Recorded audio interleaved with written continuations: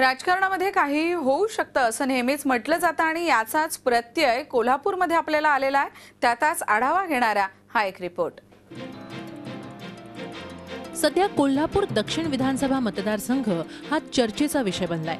या मतदारसंघात काँग्रेसचे उमेदवार सतेज पाटलांविरोधात काँग्रेस विधान परिषदेचे आमदार महादेवराव महाडिक यांचे पुत्र अमल महाडिक हे भाजपकडून निवडणूक लढवत आहेत।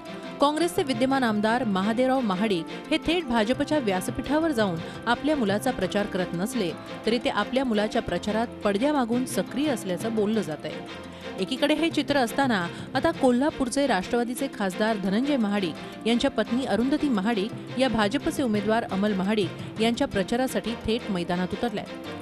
राज्यात राष्ट्रवादीचे नेते पंतप्रधान मोदींवर टीकेची झोड उठवत असताना राष्ट्रवादी खासदारांच्या पत्नी प्रचारादरम्यान थेट भाजपच्या कमळ चिन्हासमोरील बटन दाबून भाजपच्या उमेदवाराला विजयी करा असं आवाहन करतायत। अमल महाडिक साहेब माझे दीर या दक्षिण मतदारसंघातनं या निवडणुकीसाठी उभे आहेत आणि आपल्या सगळ्यांना आज विनंती करायला आलेली आहे की तुम्ही त्यांना साथ द्या, तुमचं बहुमोल मत द्या, त्यांना निवडून आणा आणि दक्षिण मतदारसंघाचा सर्वांगीण विकास करून घ्या।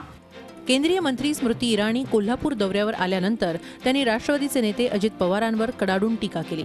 त्यावेळीही अरुंधती महाडिक त्याच व्यासपीठावर हजर होत्या। किसान पर अत्याचार मात्र गोली चलाकर नहीं हुआ। पानी की दरकार तो जनता जनार्दन ने भी व्यक्त की थी और अजीत दादा पवार का जवाब क्या था? हंसने की बात नहीं है और मुझे हंसी इसलिए नहीं आती, क्रोध इसलिए आता है क्योंकि वो जिस पोजीशन पर थे, जिस जिम्मेदारी पर थे, वो किसी के बाप दादा की जागीर नहीं थी। जनता का आह्वान था कि वो सत्ता में रहकर सेवा करे, लेकिन अभद्र व्यवहार के कारण उन्होंने जनता की उपेक्षा की, अपमान किया। कोल्हापूर दक्षिण विधानसभा मतदारसंघात सध्या वेगळंच राजकीय समीकरण पाहायला मिळतंय।